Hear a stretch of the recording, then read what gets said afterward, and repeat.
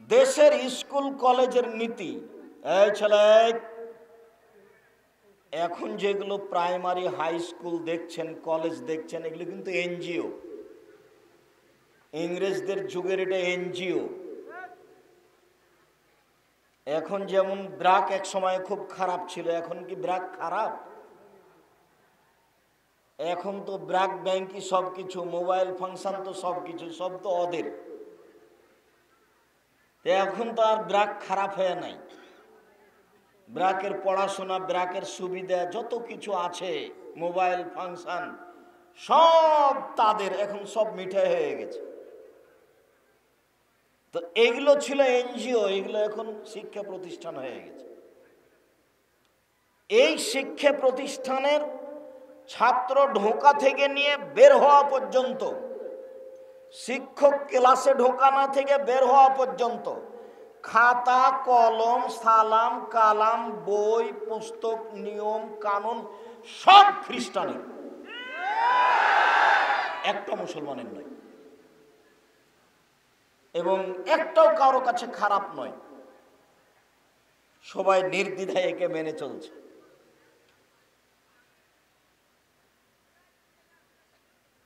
সম্মানিত দিনী ভাই বোন, মহান আল্লাহ বলেন, মুসলিম মহিলা তোমরা বাড়িতে থাকো, বন্যতার যুগে, বর্বরতার যুগে, অসভ্যতার যুগে নারীরা যেভাবে চলতো সেভাবে চলো না। তিনি বলেন, দুই শ্রেণীর মানুষ জাহান্নামে যাবে, আমি তাদের দেখিনি। এক, যাদের হাতে থাকবে লাঠি গাভীর লেজের মতো, ওরা মানুষকে মারবে, ওরা জাহান্নামে যাবে। জীবনে কোনোদিন 1 মিনিট ক্ষমতা দেখে বেঁচে থাকার চেষ্টা করিয়েন না। দলীয় ক্ষমতা হোক, অর্থের ক্ষমতা হোক, বংশীয় ক্ষমতা হোক, মানুষকে অপমান করে, হেয়তুচ্ছ করে, গালি দিয়ে কোর্ট কাচারিতে সফলতা অর্জন করে দলীয় দাপট দেখে 5 মিনিট বাঁচার আশা করিয়েন না। ফেরাউন ডুবে গেছে।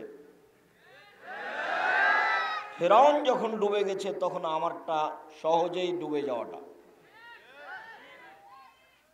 আর আমি তোমাদের ওইভাবে সাড়া আমি চাই না, ওই একবারে চুপচাপ থাকতে হবে, এটা আমার বহুদিনের বলা।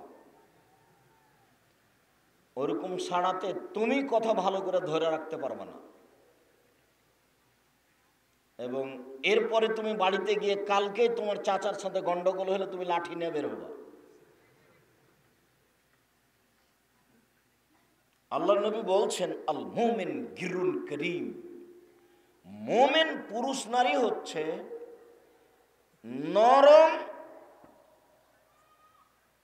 ঠান্ডা স্বভাবের, সহজ সরল, কাল জামালে উটের মতো। এই যে উনকিদা ইনকাদা, যখন তাকে ধরে টানা হয় চলে আসে।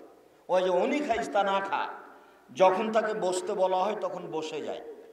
মুমিন হচ্ছে এইরকম। আবার তিনি বলছেন যে আমি তোমাদের এক শ্রেণীর মানুষের কথা বলবো না যার উপরে জাহান্নাম হারাম, যে জাহান্নামের জন্য হারাম। হ্যাঁ, বলেন সে কে? তখন বলছেন যে সাহালুন লাইয়িনুন কারিবুন, নরম মেজাজ, নম্র স্বভাব, মানুষের সাথে মিশে চলে, সহজ সরল, এদের জন্য জাহান্নাম হারাম। জাহান্নাম এদের উপরে হারাম, এরা জাহান্নামের জন্য হারাম। দলীয় দাপট দেখিয়ে, ক্ষমতা দেখিয়ে মানুষকে অপমান করে একদিন বাঁচার চেষ্টা করিয়েন না। চাচার সাথে গন্ডগোল করে, জমি নিয়ে মারামারি করে, বাড়িঘর নিয়ে মারামারি করে, জমির ভাগাভাগি নিয়ে মারামারি করে বেঁচে থাকার চেষ্টা করিয়েন না।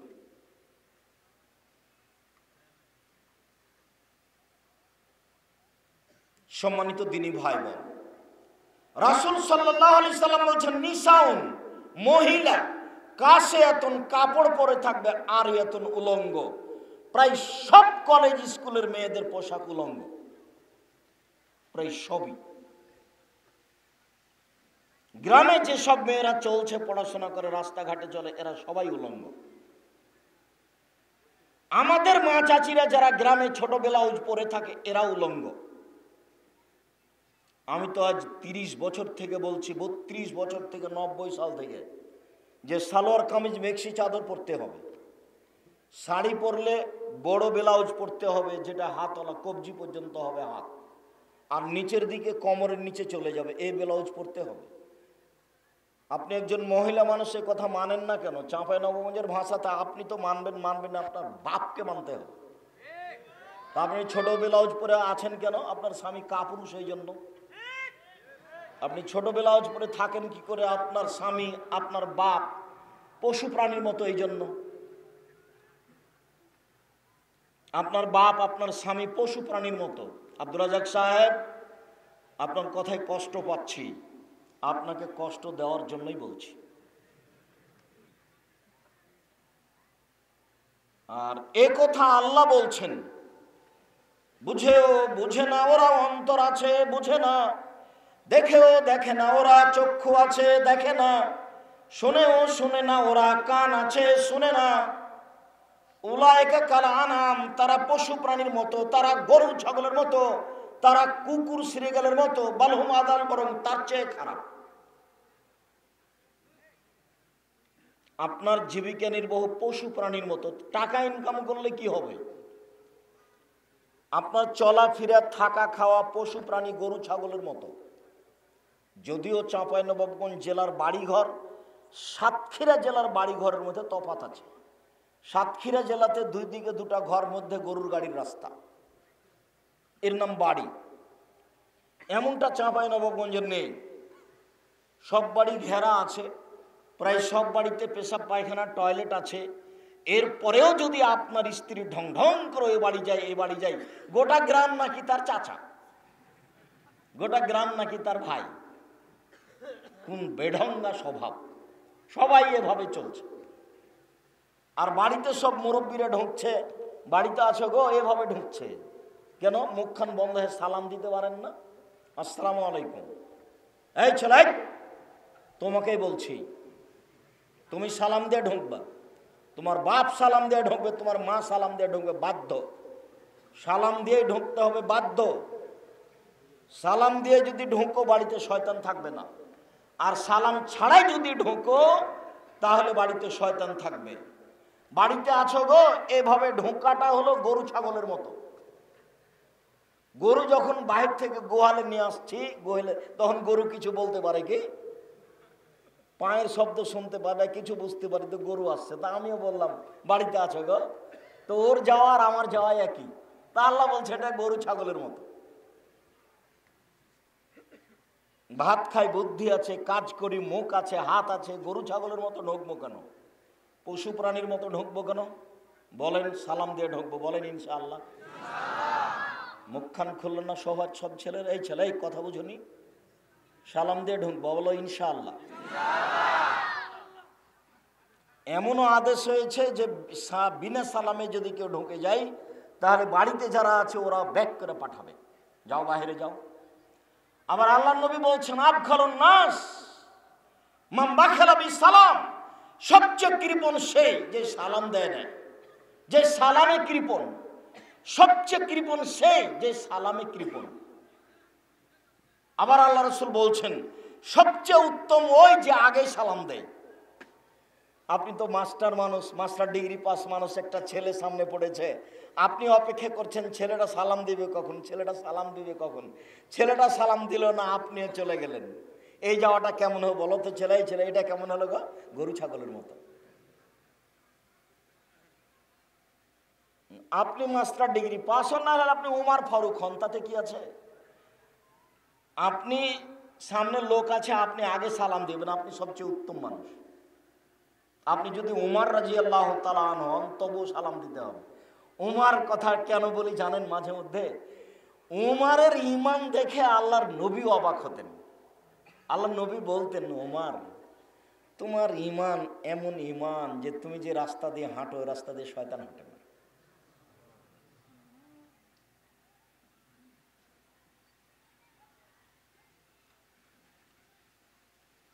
আপনারা একটু আগিয়ে বসবেন, এই কথা বলা হচ্ছে।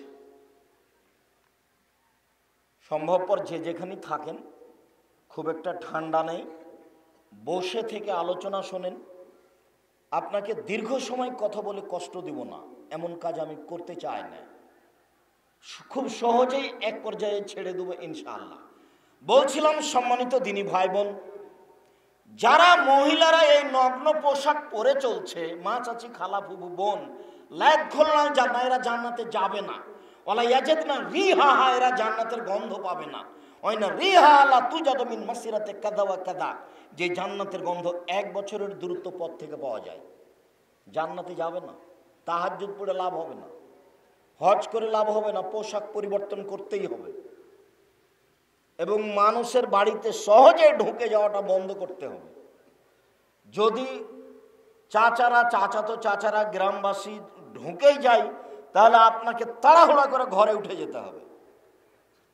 ঘরে গিয়ে বলতে হবে, ভাইজান কিছু বলছিলেন, চাচা কিছু বলছিলেন, আহমদ তো নেই, ওর আব্বাও নেই, আপনি ভিতরে গিয়ে বলেন। এটা করতেই হবে আপনাকে ঈমান বাঁচানোর জন্য, নইলে বিনিময় জাহান্নাম।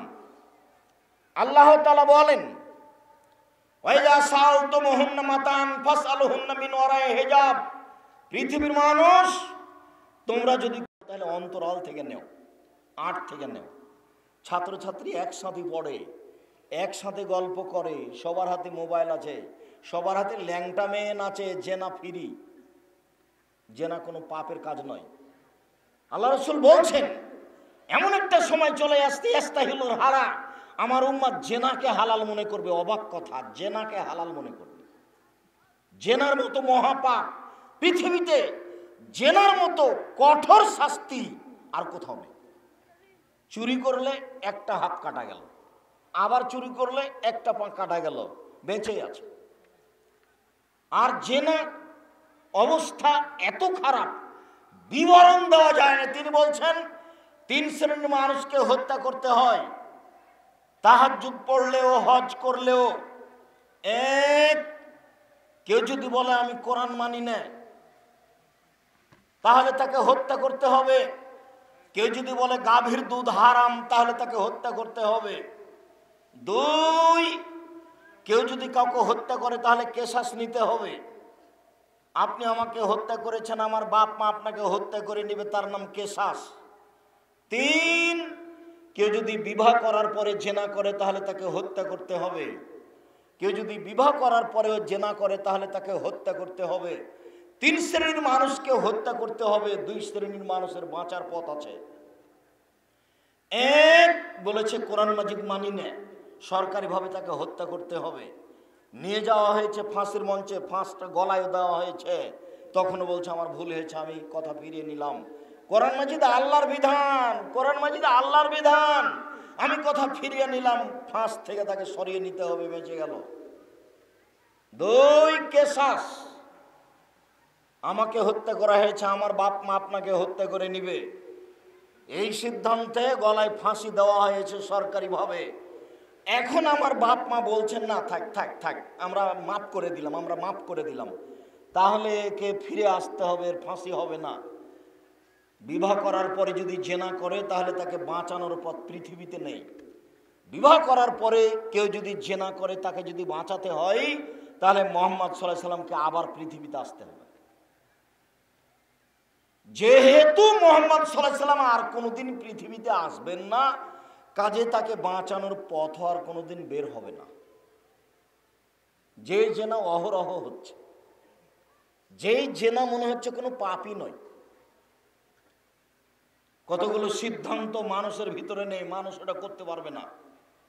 যেমন করোনা ভাইরাসকে লক্ষ্য করে 3 ফুট পর পর দাঁড়ানো, এটা যদি বৈধ করতে হয় তাহলে মুহাম্মদ সাল্লাল্লাহু আলাইহি সাল্লামকে আবার আসতে হবে দুনিয়ায়।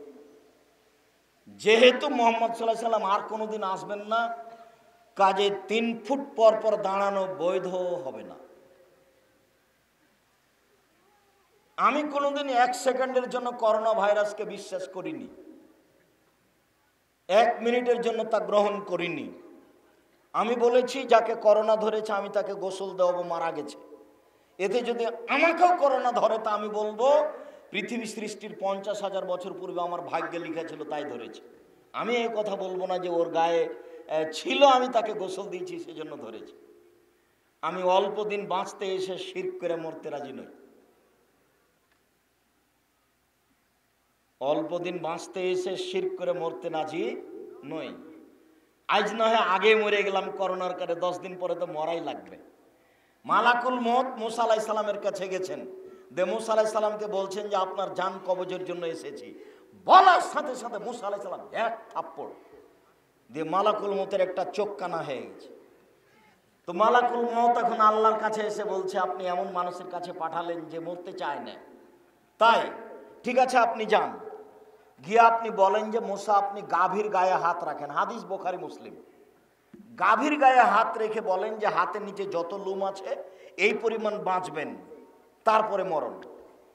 তো মুসা আলাইহিস সালাম বলছেন আচ্ছা গাভীর নিচের হাতের নিচে যত লোম আছে এত বছর বাঁচলাম, তারপরে কি হবে? বলে তারপরে মরণ। যে তারপরে যদি মরণই হয় তাহলে আজই হোক।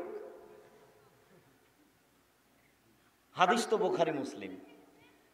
করোনা থেকে বাঁচতে গিয়ে চেষ্টা না হয় করলাম, 3 ফুট পর পর দাঁড়ালাম, মাস্কও পরলাম। ছেলেটা বিমানে বারবার চাপ দিচ্ছে আমাকে যে মাস্ক পরেন, মাস্ক পরেন, মাস্ক পরেন, বারবার আস্তার বলছে। তো যখন খুব বেশি বলা শুরু করেছে তখন আমি বলছি, যখন আমি বিমানে উঠি তখন আমার মুখে মাস্ক ছিল না, তোমার একটু ইতস্তবোধ হয় না?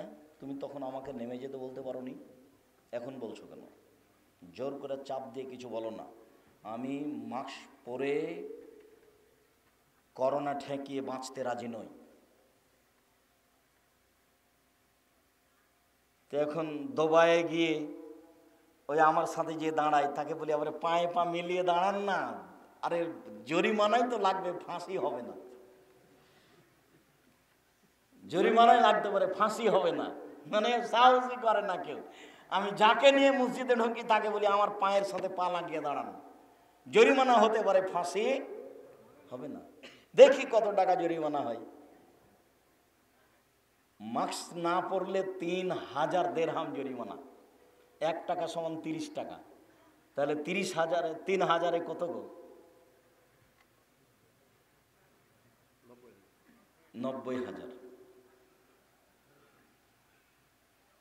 মানে 90,000 টাকা জরিমানা মাস্ক না পরলে।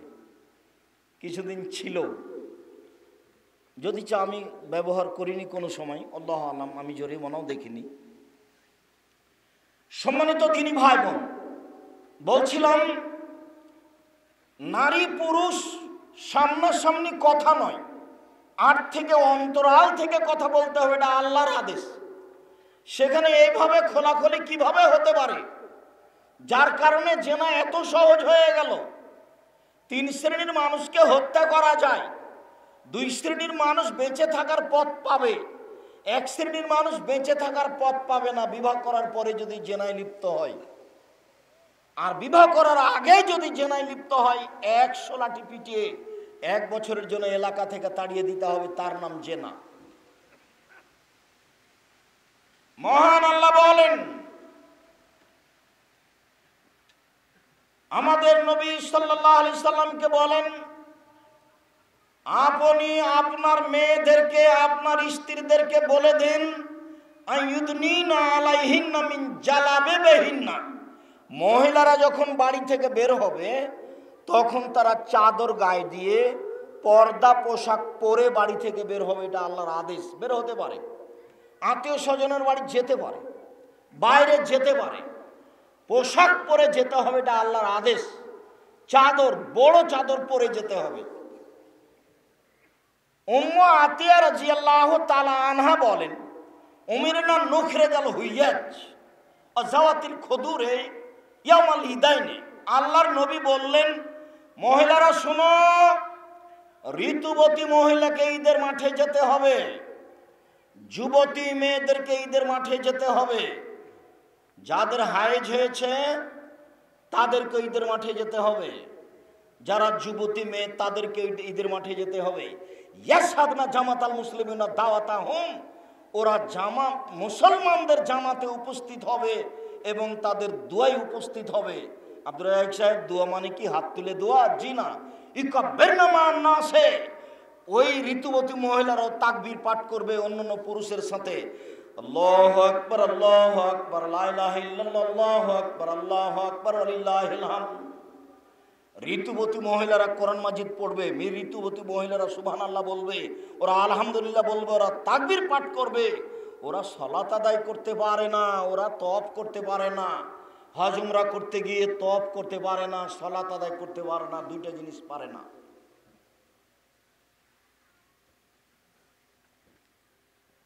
এছাড়া হাজিরা যা করছে ঋতুবতী মহিলারা তাই করবে। ঋতুবতী মহিলাকে ঈদের মাঠে যেতে হবে, যেতেই হবে। 5 ওয়াক্ত মসজিদে না যাওয়া ভালো, জুমার দিন মহিলাদের মসজিদে যাওয়া ভালো, ঈদের দিন মহিলারা ঈদের মাঠে যেতে বাধ্য। আমাদের দিকে জুমা মসজিদে মহিলাদের ইমামতিতে ঈদ চলে, এটা বিদআত।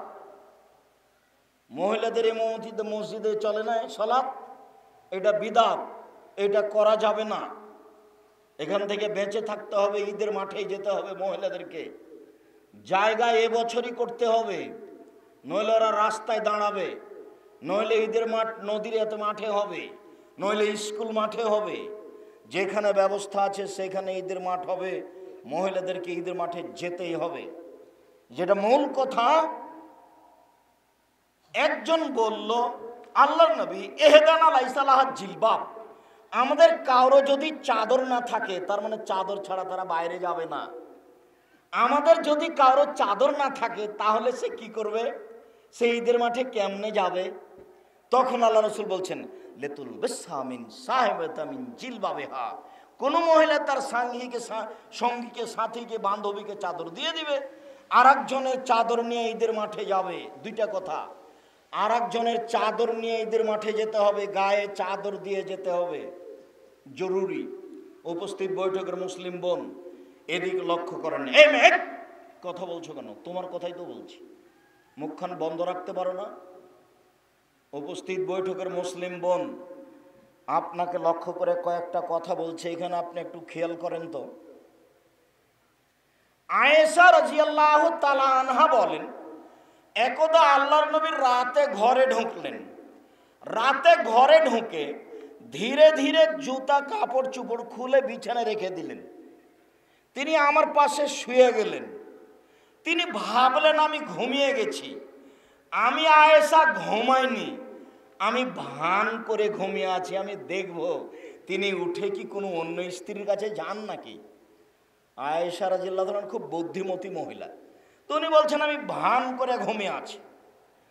এবার আল্লাহর নবী উঠলেন, ধীরে ধীরে জুতা স্যান্ডেল কাপড় চোপড় নিলেন, ধীরে দরজার বাইরে গিয়ে দরজাটা বন্ধ করে দিলেন। আয়েশা রাদিয়াল্লাহু তাআলা বলছেন আমিও উঠলাম, দেখি কোথায় যান।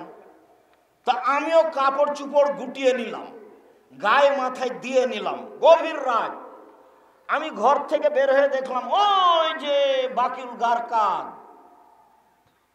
কবরস্থান, ওইখানে তিনি কবর পাড়ে গিয়ে হাত তুলে দোয়া করছেন। তো গভীর রাতে কেউ নেই, ফাঁকা, ওইখানে শুধু স্বামী, উনি ঘর থেকে বের হচ্ছেন কাপড় গায়ে দিয়ে। আপনি তো বলবেন আব্দুর রাজ্জাক সাহেব আপনি আমাদের উপরে এত ক্ষিপ্ত হন কেন? আমি আপনার উপরে ক্ষিপ্ত হইনি, আপনাকে তো আমি খাদিজার মতো মনে করি, আয়েশার মতো মনে করি। দেখেন তো আপনি, এক মিনিট এদিকে দেখেন। আবু হুরায়রা রাদিয়াল্লাহু তাআলা আনহু বলেন, যা জিবরাইল ইলা নবী সাল্লাল্লাহু আলাইহি সাল্লাম, জিবরাইল একদা আল্লাহর নবীর কাছে আসলেন। আল্লাহর নবীর কাছে এসে বলছেন, আল্লাহর নবী, জাত আতাত ইলাইকা খাদিজা ওয়া মা হায়নাউন ফিহা তামুন ইয়াদাম, ওই যে খাদিজা আপনার কাছে আসছে, ওর কাছে একটা বাটি আছে, বাটিতে তরকারি আছে, বাটিতে খাদ্য আছে।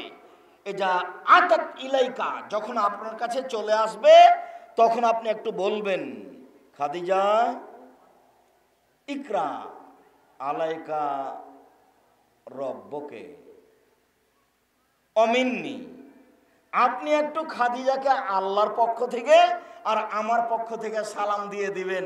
আপনি বলবেন, খাদিজা আল্লাহ তোমাকে সালাম দিয়েছে। আর বলবেন খাদিজা নবী জিবরাইল তোমাকে সালাম দিয়েছেন। আমি অনেক সময় বলেছি আয়েশা সবচেয়ে দামি মহিলা, তবে বিবরণে বোঝা যায় খাদিজা রাদিয়াল্লাহু তাআলা আনহা সবচেয়ে দামি মহিলা। তার মানে কোনোদিনই আয়েশা রাদিয়াল্লাহু তাআলা আনহাকে আল্লাহ সালাম দেননি, কিন্তু খাদিজাকে কে সালাম দিয়েছেন? আল্লাহ সালাম দিয়েছেন। অবাশ্যের হা খাদিজাকে একটা সুসংবাদ দিয়ে দিবেন, তার জন্য একটা জান্নাতে ঘর তৈরি করা হয়েছে হীরা মুক্তা মাণিক্য দ্বারা, যেখানে কোনো হইচই নেই। নেন দেখেন তো, আপনি দেখেন তো খাদিজাকে। উপস্থিত বৈঠকের মুসলিম বোন এদিকে শোনেন, আপনাকে আরো একটা কথা বলি, এদিকে খেয়াল করেন। এই মেয়ে এদিকে খেয়াল করো, দেখেন আপনি একটু। হাজারা ইব্রাহিম ও বে সারাতা, ইব্রাহিম আলাইহিস সালাম তার স্ত্রী সারাকে নিয়ে হিজরত করলেন। এক এলাকা থেকে আরেক এলাকায় বের হয়েছেন, যাচ্ছেন। ফাদাখালা বিহা কারিয়াতান, তিনি একটা গ্রামে ঢুকলেন স্ত্রীকে নিয়ে। ফিহা জাব্বারুল মিনাল জাবাবেরা, সেই গ্রামে ছিল স্বৈরাচারী শাসক। কিলা লাহু, তাকে বলা হলো দাখালা ইব্রাহিম মাহু ইমরা হে মিন আহসানিন নিসায়ে, ইব্রাহিম নামে একটা লোক এই এলাকায় ঢুকেছে, তার সাথে একজন মহিলা রয়েছে, সে আরব ভূখণ্ডে সারা পৃথিবীতে সবচেয়ে সুন্দরী মহিলা। এর অর্থ দুইটে। ইব্রাহিম আলাইহিস সালামের স্ত্রী সারা ওই সময়ে পৃথিবীতে সবচেয়ে সুন্দরী ছিলেন, আর না হয় সারা পৃথিবীতে যত নারী এসেছে আসবে আছে সবার চেয়ে সুন্দরী ছিলেন। কথা বুঝাতে পারিনি। ফারসালা ইলাইহি, ইব্রাহিমকে ডেকে পাঠানো হলো। ডেকে পাঠিয়ে বলা হলো মানিহা আল্লাতি মাকা, ইব্রাহিম আপনার সাথে যে মহিলা রয়েছে সেটা কে? তখন ইব্রাহিম আলাইহিস সালাম বললেন উখতি, এটা আমার বোন। ফারাজা ইলাইহা, ইব্রাহিম আলাইহিস সালাম তার স্ত্রীর কাছে গেলেন। স্ত্রীর কাছে কি বলছেন? শোনো, আন্নি আখবার তোমার নাকি উখতি, আমি বলে দিয়েছি তুমি আমার বোন।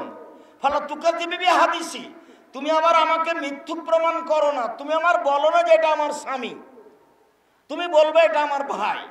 মনে রেখো সারা, ইন আলালার যে মুমিন গায়রো গায়রোকে, আমি আর তুমি ছাড়া মাটিতে কোনো মুমিন পুরুষ নারী নেই। এই হিসেবে আমরা দুইজন ভাই বোন বটে। সারা মাটির ওপরে মাত্র দুইজন মুসলমান, আমি আর তুমি, এই হিসেবে আমরা দুইজন ভাই বোন বটে। এরপরে ইব্রাহিম আলাইহিস সালাম তাকে রক্ষা করতে পারলেন না। ফারসালা বেহা ইলাইহি, স্ত্রীকে তার কাছে পাঠিয়ে দিলেন। যখনই তিনি ঘরে ঢুকেছেন, ফাকামা এলাইহা, স্বৈরাচারী শাসক তার দিকে আগিয়ে গেছে হাত বাড়িয়ে।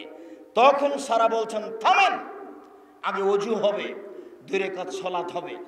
সারা অজু করলেন, 2 রাকাত সালাত আদায় করলেন। 2 রাকাত সালাত আদায় করে বলছেন আল্লাহুম্মা ইন কুনতু আমানতু বিকা ওয়া রাসূলিকা, হে আল্লাহ আমি যদি তোমাকে বিশ্বাস করে থাকি, তোমার রাসূলকে রাসূল বলে, ইব্রাহিমকে নবী বলে বিশ্বাস করে থাকি, ওয়াহসানতু ফারজি ইল্লা যাওজি, আমার লজ্জা স্থান আমার স্বামী ছাড়া কাউকে ব্যবহার করতে না দিয়ে থাকি, এই 3টা কথা যদি ঠিক হয়, 1 আমি তোমাকে আল্লাহ বলে মানি, 2 আমি ইব্রাহিমকে নবী বলে মানি, 3 আমি কোনোদিন জেনা করিনি, এই 3টা কথা যদি ঠিক হয়, ফালা তুসাল্লিত আলাইয়া হাযাল কাফির, তাহলে এই স্বৈরাচারী শাসককে আমার উপরে জয় করো না। কথা বলা শেষই হয়নি, স্বৈরাচারী শাসক অজ্ঞান হয়ে পড়ে গেছে। হাদিস বুখারী মুসলিম। উপদেশ বইটা তোমার জন্য লিখেছিলাম, মুরব্বী আপনার জন্য উপদেশ বইটা লিখেছিলাম। উপদেশ বইটাতে একটা আলোচনা আছে আল্লাহ ভরসা, সেখানে আলোচনাটা আছে। কেন আপনি কে বড় লাভবান কে বড় ক্ষতিগ্রস্ত উপদেশ এই বইগুলো পড়তে চান না? হজের বইটা আমি আপনার জন্যই লিখেছি, পোশাকের বইটা আমি আপনার জন্যই লিখেছি। এদেশের বক্তব্য বন্ধ করতে হবে, তা আমি তাফসীর কি মিথ্যা হতে পারে লিখেছি। বক্তা শ্রোতার পরিচয় আমি বলিনি ইনি মিথ্যুক, আমি বলেছি শতকরা 98 জন মুফাসসির মিথ্যুক, আমি বলিনি ইনি মিথ্যুক, এ কথা আমি বলিনি। তুমি যদি বলতে চাও যে আমার মুফাসসিরের মিথ্যা দেখান, তাহলে আমি প্রস্তুত আছি। তোমাকে তো আমি সব সময় বলে আসছি, এটা তো আমি রোজ দেখাচ্ছি, প্রায় প্রতিদিনই দেখাই বললেই চলে। এ দেখো, এক পৃষ্ঠে 32 বছর 90 সাল থেকে বলছি আমি, এর একটা বাক্য যদি নবীর বাক্য হয়ে থাকে তাহলে আমি আর কোনোদিন জাতির সামনে বক্তব্য দিব না। কোরআন মাজিদের গায়ে মিথ্যা দোয়া লেখা আছে, ওপরে হেডলাইন লেখা আছে দোয়া ও খাতমিল কোরআন। কিয়ামত পর্যন্ত এমন কোনো মানুষ জন্ম নিবে না, নেই, যে এটা কত কোরআন খতমের দোয়া বলে প্রমাণ করতে পারে, অথচ লেখা আছে। তার নাম তাফসির।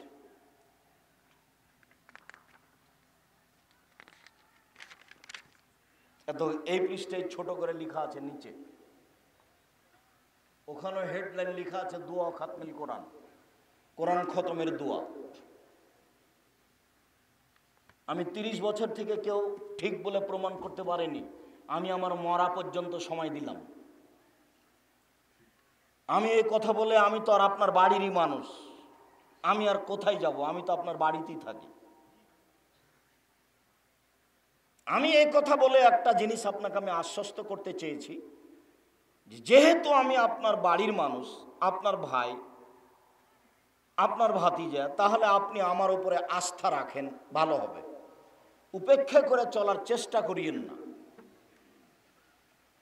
এদেশের মহিলা বৈঠকে মিথ্যা কথা চলে, এটা বন্ধ করতে হবে। কালকে আমি আলোচনা করছিলাম 9 ধরনের সলাত, তার মধ্যে একটা ছিল সলাতুল আওয়াবিন। তো সলাতুল আওয়াবিন হবে 10:30 11টার সময়। আমাদের মহিলা বৈঠকে সেটা চালু করেছে মাগরিবের পরে 6 রাকাত। মাগরিবের পরে 6 রাকাত সলাতুল আওয়াবিন পড়লে কাবিরা গুনাহ হবে, বিদাত হবে। তো মহিলা বলেছে যে মিথ্যা কথা বলে, তাই বলেছে। ও তো বুবু দিয়ে চলে, বক্তব্য চলে। কি দিয়ে? ও তো বুবু দিয়ে বক্তব্য চলে। আমি তো না করেছি, আমি ওর স্বামীকে না করেছি, ও তো বহুদূরের কথা। আমি এই হুজুরকে না করেছি, ও মহিলা তো বহুদূরের কথা। ওকে তো আমি ভাবতেই পারি না দিন প্রচারের জন্য। সম্মানিত দিনী ভাই বোন, আপনি মনে রাখবেন, রাসূল সাল্লাল্লাহু আলাইহি সাল্লাম বলেন, বাল্লিগু আন্নী ওয়ালা আয়া, পৃথিবীর মানুষ আমার একটা কথা জানা থাকলে বলো। ও হাদিসুন বানি ইসরাইলের কাহিনী বলো। মান কাযাবা আলাইহি মুতাআম্মিদান ফালিয়াতাবাওয়া মাকাদাহু মিনান নার। কেউ যদি কোনো কথা আমার নামে বলে, সেই কথা যদি আমার না হয়, তাহলে তার থাকার জায়গা জাহান্নাম। জুব্বা যত বড় হোক, পাগড়ি যতই বড় হোক, আলখাল্লা যতই বড় হোক, বিচারের মাঠে বাঁচার কোনো পথ নেই। এই দোয়া যদি নবীর দোয়া বলে চালিয়ে দেওয়া হয়, এরই নাম নবীর নামে মিথ্যা কথা। নবীর নামে যারা মিথ্যা কথা প্রচার করছে, তাদের বাঁচার পথ নেই। জানাজাকে সামনে রেখে বক্তব্য চলবে না। মাটি দেওয়ার পরে সবাই মিলে দাঁড়িয়ে দোয়া করা যাবে না। মুমূর্ষ জান মরে মরে, ওর সামনে ওর পাশে কোরআন মাজিদ পড়া যাবে না। মরা মানুষের নামে দাওয়াত দেওয়া যাবে না। সবাই মানুষ বেশি হয়ে গেছে, তাই এক ডালি মাটি নিয়ে সবার হাতে ছয়ে দিয়ে কবরে দিয়ে দিল, এটা চলবে না। লাশকে ডান কাতে লাগিয়ে রাখতে হবে, চিৎ করে শোয়ানো যাবে না। বুকের উপরে হাত রাখা যাবে না, পাশে রাখতে হবে। সবাই মিলে কবরস্থান ঘরে চতুর্দিকে দাঁড়িয়ে হাত তুলে দোয়া করা যাবে না। কবরস্থানে গিয়ে হাত তুলে দোয়া করতে হবে, এটা তার ব্যক্তিগত ব্যাপার। এখনই যেটা দেখলেন, যে আয়েশা রাদিয়াল্লাহু তাআলা আনহার কথা বলতে যাচ্ছিলাম, যে আয়েশা রাদিয়াল্লাহু তাআলা না এইটুকু জায়গা যাচ্ছেন গভীর রাতে মাথায় কাপড় দিয়ে। সম্মানিত দিনী ভাই বোন, মিথ্যে কথাটা এসেছিল, তাই আপনাকে একটু শক্তভাবে শুনিয়ে রাখলাম। আমি এই মিথ্যে বক্তব্যের ভুক্তভোগী। আমার চোখের সামনে মানুষ মিথ্যে বক্তব্য দেয়, আমার চোখের সামনে মানুষ মিথ্যা তাফসীর করে। যেহেতু জনগণ তার সাথে, যার কারণে এটা তার পক্ষে সহজ, তাছাড়া এটা সহজ হতো না। ভুল পথে চলে এইভাবে অন্যায়কে ধর্মের নামে সহযোগিতা করে পরকাল হারায়েন না। আপনি আমার দিনী ভাই, আপনি আমার দিনী বোন। বলছিলাম, আবু হুরায়রা রাদিয়াল্লাহু তাআলা আনহু বলেন, রাসূল সাল্লাল্লাহু আলাইহি সাল্লাম বলেছেন, আদ-দুনিয়া কুল্লুহা মাতা, সারা পৃথিবী সম্পদ। খায়রুদ দুনিয়া খায়রুল মাতাল মারাতুস সালেহা, সম্পূর্ণ পৃথিবী হচ্ছে সম্পদ, আর উত্তম সম্পদ হচ্ছে আল মারাতুস সালেহা, ভালো স্ত্রী। আপনি আমার দিনী বোন, আপনি আমার দিনী চাচি, খালা, ফুফু, আপনাকে আমি একজন উত্তম মহিলা হওয়ার জন্য অনুরোধ জানাচ্ছি। আল্লাহ নবী বলছেন, আর দুনিয়া কুল্লুহা মাতা ওয়া খায়রু মাতাই দুনিয়াল মারাতুস সালেহা, গোটা পৃথিবী সম্পদ আর উত্তম সম্পদ হচ্ছে মহিলা। আপনি আরো একটা কথা শুনে অবাক হবেন, আমার দিকে দেখেন। রাসূল সাল্লাল্লাহু আলাইহি সাল্লাম বলছেন, মালা আলা জারিয়াতাইনে, কেউ যদি দুইটা মেয়ের লালন পালন করে, তাহলে হাতা তাবলগা, মেয়ে দুটা বড় হয়ে গেল, বিবাহ শাদী দিয়ে দিল, হুয়া ওয়া আনা ফিল জান্নাতে হাকাজা, ও আর আমি জান্নাতে এইভাবে থাকবো। এইটা দেখা দিকে ফাজাম্মা, আঙ্গুল দুটি জমা করে রাখলেন। শোনো, কেউ যদি দুইটা মেয়ের লালন পালন করে, তাহলে আমি মুহাম্মদ সাল্লাল্লাহু আলাইহি সাল্লাম এবং সে মেয়ের বাপ জান্নাতে এইভাবে থাকবো। আবার বলছেন, কাফের ইয়াতিম আনা, কেউ যদি ইয়াতিমের লালন পালন করে, তাহলে সেই ব্যক্তি আর আমি জান্নাতে একসাথে থাকবো। তারপর আঙ্গুল দুটি আবার জমা করলেন, তবে ফাররাকা বাইনাহুমা, দুইটার মধ্যে একটু ফাঁক করে দেখালেন। আমি মনে হয় দুইটা হাদিস বুঝাতে পারলাম না। আবার বলবো কি? আবার বলি, দুইটা মেয়ের লালন পালন করলেও নবীর সাথেই থাকবে জান্নাতে। আর যদি এতিমের লালন পালন করে, তাহলে পাশে থাকবে, সাথে থাকতে পাবে না। মোটা কথা এবার হয়েছে কি? এতিমের লালন পালন করলে সাথে থাকতে পাবে না, পাশে থাকতে হবে। আর যদি দুইটা মেয়ের লালন পালন করে, তাহলে কোথায় থাকবে? নবীর সাথে থাকবে। আমি বলিনি এই কথা, এই কথা মুহাম্মদ সাল্লাল্লাহু আলাইহি সাল্লাম বলেন।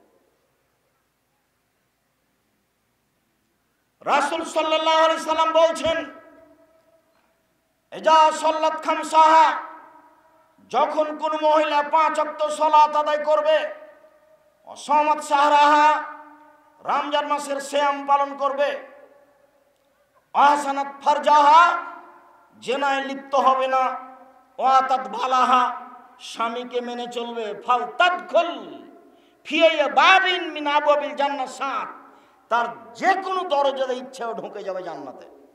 4টা কাজ করলে, 4টা কাজ করে পুরুষ জান্নাতে যাবে, এই কথা মুহাম্মদ সাল্লাল্লাহু আলাইহি সাল্লাম বলেননি।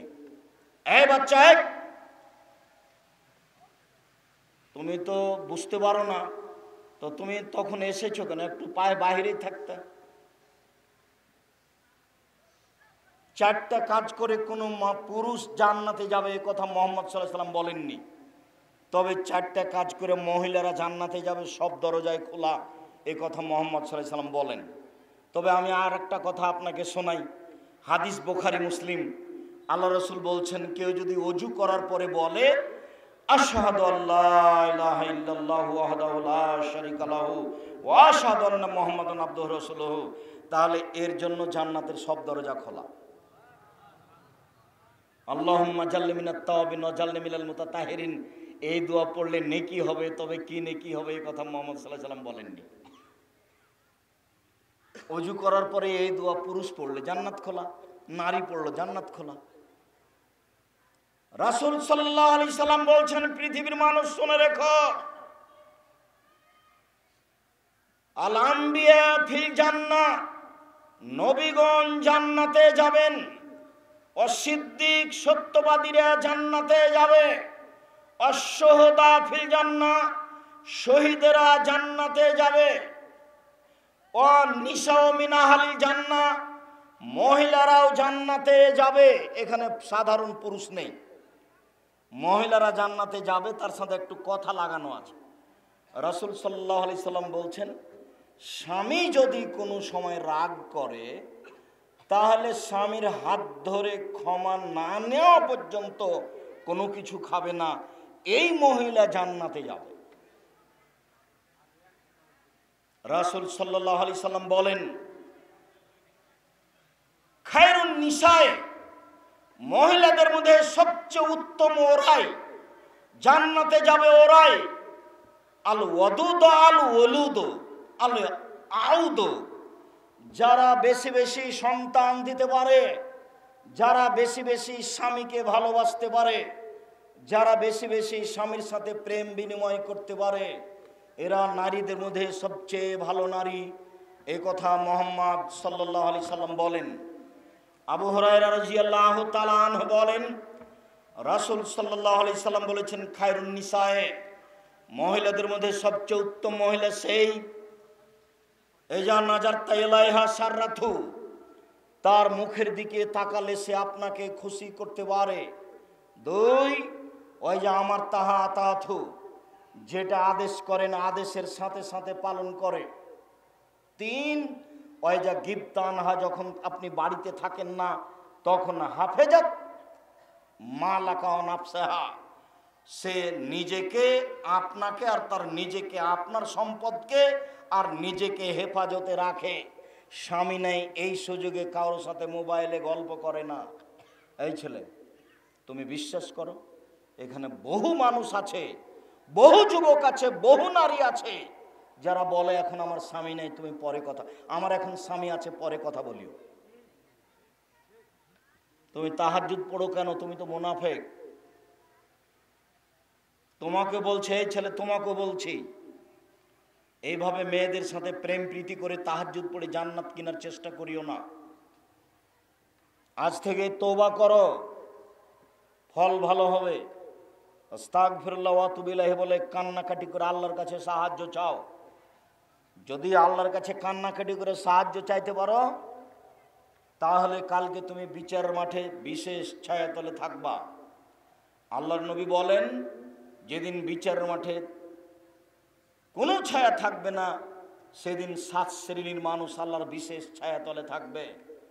তার একজন হচ্ছে যে সম্ভ্রান্ত পরিবারের সুন্দরী নারী, তাকে জেনার কথা বলল, তখনও বলল ইন্নী আখাফুল্লাহ, আমি আল্লাহকে ভয় করি। তুমি এরপর থেকে সে যদি রিং দিয়ে কথা বলতে চাই, তাহলে তুমি বলিও আমি আল্লাহকে ভয় করি, আমি তোমার সাথে কথা বলবো না। তুমি দুশ্চিন্তা ভোগ করিও না, বিচারের মাঠে তোমার জন্য বিশেষ ছায়া আছে। আরো আমি বলে রাখছি, এরকম পুরুষ নারীর জন্য জান্নাতুল মাওয়া আছে। আল্লাহ তাআলা বলেন, ওয়ানাহান নাফসা আনিল হাওয়া ফাইনাল জান্নাত হিয়াল মাওয়া, ফাইনাল জান্নাত হিয়াল মাওয়া। যারা অশ্লীল কাজ থেকে নিজেকে বিরত রাখতে পারে তাদের জন্য জান্নাতুল মাওয়া রয়েছে।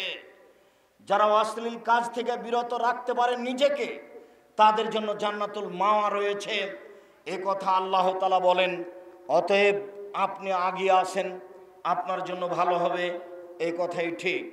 সম্মানিত দিনী ভাই বোন, শাওবান রাদিয়াল্লাহু তাআলা আনহু বলেন, আমরা একদা আল্লাহ রাসূলকে জিজ্ঞাসা করলাম, আইয়ু মালিন ফানাত্তাখিজাহু, কোন সম্পদকে আমরা সঞ্চয় করে রাখবো, যাকাত লাগবে না। আল্লাহর নবী বলেন তো, সঞ্চিত সম্পদ কোনটি যাতে যাকাত লাগে না? তখন আল্লাহ রাসূল বললেন, সঞ্চিত সম্পদ 3টি। এক, লিসানুন জাকির, ওই জিহ্বা, যে জিহ্বা সুবহানাল্লাহ আলহামদুলিল্লাহ বলতে পারে। আজকে চাটাডুবি, ওই চাটাডুবি নাকি ওটা ইসলামপুর চাটাইডুবি, ওই মাদ্রাসাতে ওই খাতমে বুখারী ছিল। তো শেষের যেটা হাদিস, সে হাদিসটাতে একটা তাসবিহ আছে, সুবহানাল্লাহি ওয়া বিহামদিহি সুবহানাল্লাহিল আযীম। তো এইটা বিচারের মাঠে নেকির পাল্লায় সবচেয়ে ভারী হবে। তো ওর কোনো বার নাই, যে যা পারে। তো মুখে একটু বলতে শিখতে হবে। আজে বাজে কথা তো দিনরাত মুখে চলছে। দোকানে বসে তো আড্ডা পিটা সময় কাটাচ্ছেন, অথচ আমি আড্ডা পিটা হারাম বলেছি। যে আপনি দোকানে বসবেনই না, দোকানে আপনি যাবেনই না, জিনিস কিনতে গেছেন, কেনার সাথে সাথে ফিরে আসবেন।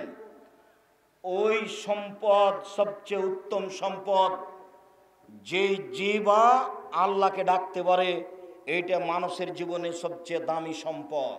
2, কালবুন শাকির, ওই অন্তর যে অল্পতে খুশি হতে পারে।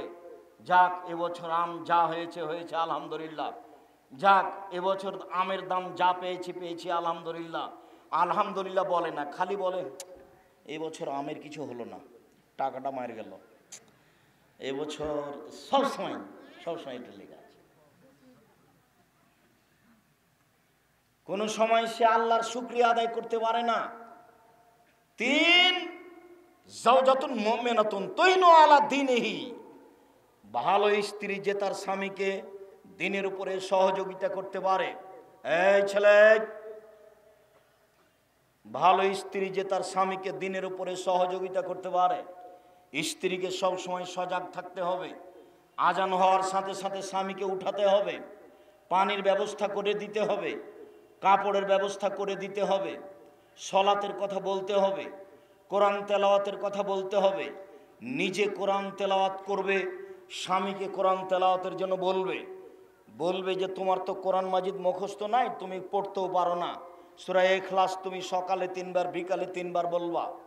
যেই স্বামীকে দিনের উপরে সহযোগিতা করতে পারে সে হলো সবচেয়ে উত্তম নারী। এদের জন্যই জান্নাত প্রতীক্ষমান রয়েছে, তারাই জান্নাতে যাবে। সম্মানিত দিনী ভাই বোন, আমি নারীদের ব্যাপারে আর একটু সতর্কতা পেশ করে বলে যাচ্ছি। রাসূল সাল্লাল্লাহু আলাইহি সাল্লাম বলেন, মা রাআইতু মা তারাক্তু ফিতনাতান আজারাল রিজালা মিনান নিসায়ে, আমার জীবনে আমি ছাড়িনি কোনো বস্তু যেটা পুরুষের জন্য বেশি বিপজ্জনক হতে পারে নারীদের চেয়ে। আমার জীবনে আমি ছাড়িনি কোনো বস্তু যেটা পুরুষের জন্য বেশি বিপজ্জনক হতে পারে নারীদের চেয়ে। নারী হচ্ছে পুরুষের জন্য সবচেয়ে বিপজ্জনক বস্তু। তিনি বলেন, মা রাআইতু মিন নাকিসা তাকলিন দীনিন আযাবাল রুব্বিল রাজুলিল হাজিম, বুদ্ধিমানের বুদ্ধিকে নষ্ট করতে পারে নারী জাতি। একজন নারী একজন বুদ্ধিমানের বুদ্ধিকে এক নজরে একবার তাকালে তার বুদ্ধিকে নষ্ট করতে পারে নারী জাতি। এই কথা রাসূল সাল্লাল্লাহু আলাইহি সাল্লাম আফসোস করেই বলেছেন। রাসূল সাল্লাল্লাহু আলাইহি সাল্লাম বলেন, ইয়াকুমুদ দুখুল আলা নিসায়ে, তোমরা মহিলাদের কাছে যাওয়া থেকে বেঁচে থাকো, মহিলাদের কাছে গেলেই বিপদে পড়ে যাবা। তিনি বলছেন, লা ইয়াকুনু রাজুলুন বিইমরাতিন ইল্লা কালা সালিসুমা শায়তান, কোন মহিলার সাথে তুমি নির্জনে একাই বসো না, বসলে তৃতীয় জন শয়তান হবে। কোন মহিলার সাথে তুমি নির্জনে একাই বসো না, বসলে তৃতীয় জন শয়তান হবে। রাসূল সাল্লাল্লাহু আলাইহি সাল্লাম নারীদের ব্যাপারে সতর্ক করে বলেন, পৃথিবীর মানুষ ফাত্তাকুদ দুনিয়া ওয়াত্তাকুন নিসা, তোমরা মহিলা থেকে বেঁচে থাকো এবং পৃথিবী থেকে বেঁচে থাকো। মহিলা বিপজ্জনক বস্তু। আমি আপনাদেরকে অনুরোধ জানাচ্ছি, পরিবারকে ভালো করে কন্ট্রোলে রাখার চেষ্টা করুন, নইলে আপনার অজান্তে আপনার জন্য জাহান্নাম ঘোষণা হবে। 3 শ্রেণীর মানুষ জান্নাতে যাবে না। তার 1 শ্রেণীর মানুষ হচ্ছে দায়ুস, যার বাড়িতে বেহায়াই রয়েছে, যার স্ত্রী মেয়ে নগ্ন পোশাক পরে চলে, স্কুল কলেজে যায়, তারা জান্নাতে যাবে না। তাহাজ্জুদ পড়েও হজ করেও বিষয়টি আমি আপনাকে শক্তভাবে নেওয়ার জন্য অনুরোধ জানাচ্ছি। 5 ওয়াক্ত সালাত আদায় করলেন ভালো কথা, স্ত্রী মেয়ের উপরে শক্ত হলেন না। তাহাজ্জুদ পড়লেন ভালো কথা, স্ত্রী মেয়ের উপরে শক্ত হলেন না। হজ করলেন ভালো কথা, স্ত্রী মেয়ের উপরে শক্ত হলেন না। সম্মানিত দিনী ভাই বোন, আমি আপনাদেরকে পরকালের আশায় দিনের উপরে শক্ত হওয়ার জন্য বিশেষভাবে আমার দিনী বোনদেরকে আজ থেকেই, এখন থেকেই পর্দা করে স্বামীকে যথাযথভাবে মেনে চলার জন্য অনুরোধ জানাচ্ছি। কথার শেষে আপনাকে আমি একটা কথা বলে রাখছি, আমার মনে বড় সাধ, আমি এদেশের মাটিতে উন্নত মানের প্রতিষ্ঠান গড়বই গড়ব ইনশাআল্লাহ। সেটাই জামিয়া সালাফিয়া ডাঙ্গিপাড়া পাওয়া রাজশাহী, সেটাই জামিয়া সালাফিয়া 6 মাইল বাবুগঞ্জ বরিশাল, সেটাই জামিয়া সালাফিয়া তেঘরা বিরল দিনাজপুর, সেটাই জামিয়া সালাফিয়া রূপগঞ্জ নারায়ণগঞ্জ ঢাকা। এই কয়েকটা প্রতিষ্ঠানে প্রায় 4000-এর বেশি ছাত্র পড়াশোনা করে।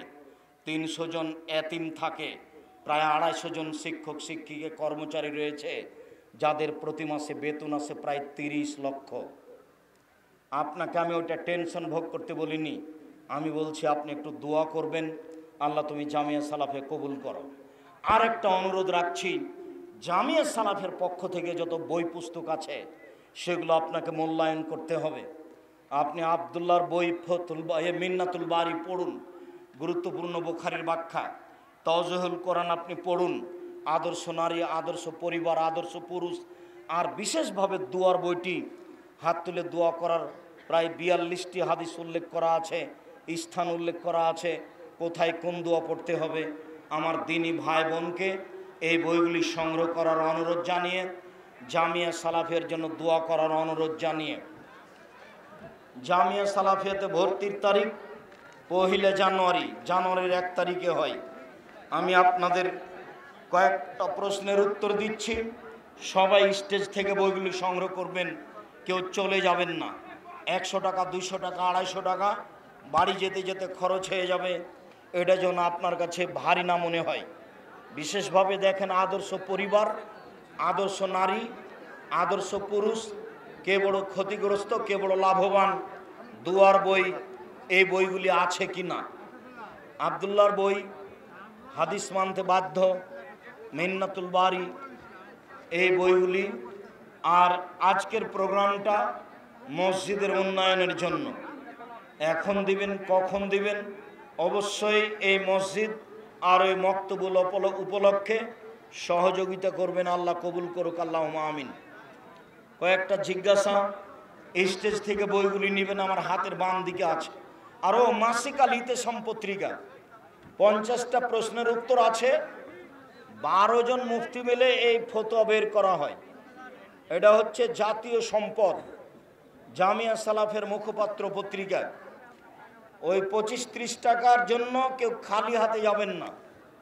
দিনী বোন ভাই যারা আছেন, অবশ্যই স্টেজে এসে পত্রিকাগুলো নিয়ে যাবেন। আল্লাহ তৌফিক দান করুক, আল্লাহুম্মা আমিন। মৃত ব্যক্তির নিয়তে কোরআন খতম দেওয়া যাবে কি? জি না।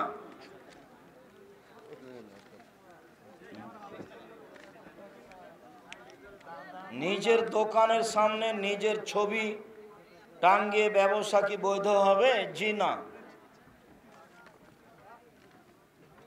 দাড়ি কাটা ব্যক্তি কি ফাসেক, তাকে নামাজের ইমাম বানানো যাবে? ফাসেক এই কথা ঠিক, তবে তাৎক্ষণিক ইমাম হতে পারে। ইমাম হলে আপনাদের মন খারাপ হলে তার নামাজ হবে না, আপনাদের হবে, এবং তার পরকালের পরিণতি। দাড়ি চাঁচা ছোট করা বড় পাপ। পিতামাতা অসুস্থ হলে যদি তারা হারাম কিছু জিনিস খেতে চায়, তাহলে কি দেওয়া যাবে? জি না, দেওয়া যাবে না। ফেসবুকে ছবি ছাড়া প্রোফাইলে কি ছবি পোস্ট করা যাবে? জি না। তা আপনার যে দেখি ছেলে মেয়ে কেউ নয়। আমাদের বক্তব্য আছে, তোমরা যদি দিন হিসাবে ব্যবহার করো তাহলে কোন রকম করে বলতে পারি যে চলে। তবে আমি ব্যক্তিগতভাবে ছবি উঠাই না। সবাই বইগুলো নিয়ে যাবেন, কেউ খালি যাবেন না।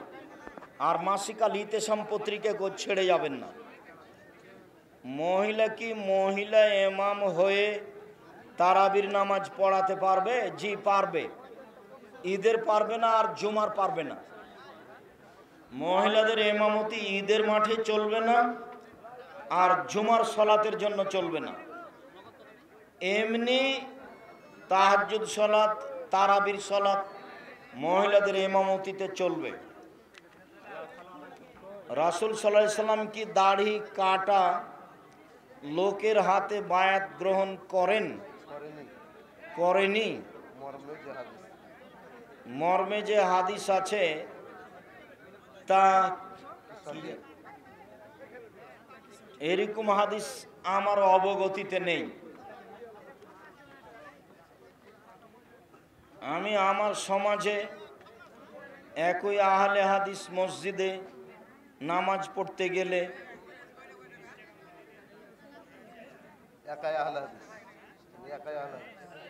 এক একজনে এক এক কথা বলে। এখন আমার কি করণীয়? আপনি ফজর আর আসর বাড়িতে পড়েন, বাকি টাইমে মসজিদে যায়েন, আপনার মতোই করবেন। যদি আপনাকে করতে না দেয় তাহলে বাড়িতে পড়বেন। ফসলের জমিতে ফসলের পরিবর্তে টাকা দিয়ে যাকাত দেওয়া যাবে? জি না। সরাসরি শস্যই হস্তান্তর করতে হবে। যারা শস্য নিবে যাকাত তারা বিক্রি করবে। শায়েখ মসজিদের সামনে সাধারণ পাকা অথবা বাঁধানো কবর থাকলে সালাত আদায় করা যাবে? মসজিদের ডানে বামে পূর্বে পশ্চিমে কোথাও কবর থাকলে সালাত আদায় করা যাবে না, মধ্যে তো যাবেই না। পাশে কবরস্থান থাকলে প্রাচীর দিয়ে পৃথক করে দিতে হবে। আসসালামু আলাইকুম, বীমা কোম্পানিতে বা কোনো ব্যাংকে চাকরি করা যাবে কি? জি না, এগুলো সব সুদের সাথে সম্পৃক্ত। ব্যাংকে টাকা রাখা আর ব্যাংকে চাকরি করা দুটো এক নয়। আমার বাবাকে জাকাত দিতে বলি কিন্তু জাকাত দেয় না। এই ছেলে, আমার বাবাকে জাকাত দিতে বলি কিন্তু জাকাত দেয় না, আমি কি পাপী হব? তুমি বলতে থাকো, ইনশাল্লাহ পাপী হব না। আর তুমি যখন টাকা পয়সার নিজে মালিক হয়ে যাবা তখন তোমারটার জাকাত দিও, আর তুমি তোমার বাপকে বলতে থাকো। তাকবীরে তাহরিমা বেঁধে সূরা ফাতিহা পড়া রুকু থেকে কি রাকাত গণ্য হবে? ফাতিহা ছাড়া? ও হ্যাঁ, রুকুই রাকাত। রুকুতে যদি আপনি যেতে পারেন তাহলে রাকাত হয়ে গেছে। তো আব্দুর রাজ্জাক সাহেব সূরা ফাতিহা পড়িনি যে, তো এটা পড়ার জায়গা নয়। এই জন্য আল্লাহর নবী রুকুকে রাকাতের মর্যাদা দিয়েছে, অতএব রুকুই রাকাত।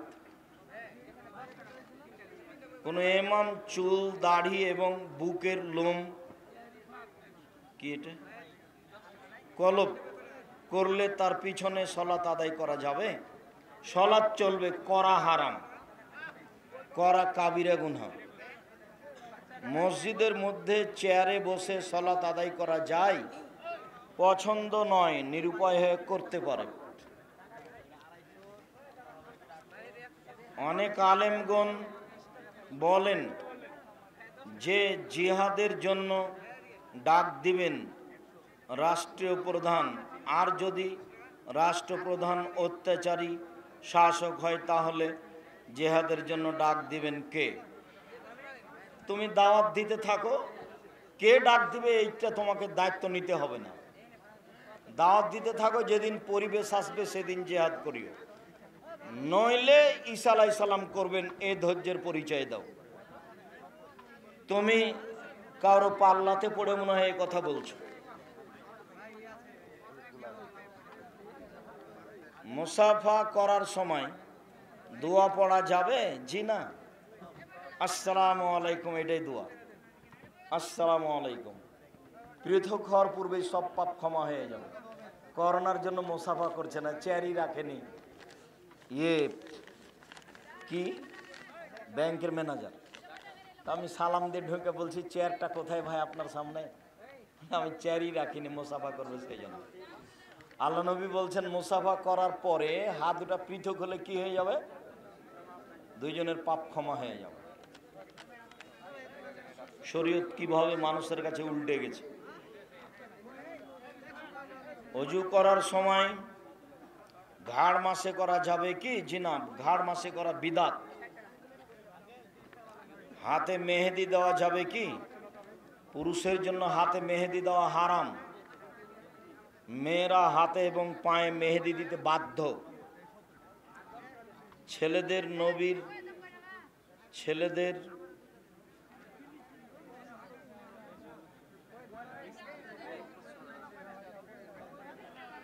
স্ত্রীর খাওয়া মাংসের হাড় নবী খেয়েছেন, এই কথা সত্য কি? ও আচ্ছা আচ্ছা, হ্যাঁ। আয়েশা রাদিয়াল্লাহু তাআলা গোস্ত, হাড়ওয়ালা গোস্ত মুখে লাগিয়ে গোস্ত ছিঁড়ে খাওয়ার পরে ওই হাড় গোস্ত আল্লাহ রাসূলকে দিয়েছেন, তিনি ওখানে মুখ লাগিয়ে খেয়েছেন। এটা স্বামী স্ত্রীর ভালোবাসা। গিলাসে পানি পান করার পরে আয়েশা রাদিয়াল্লাহু তাআলা গিলাসটা আল্লাহর নবীকে দিয়েছেন, আল্লাহর নবী গিলাসের ওখানে মুখ লাগিয়েছেন যেখানে তিনি মুখ লাগিয়ে পানি পান করেছেন। এটা অতিরিক্ত ভালোবাসা দেখানোর পরিচয়।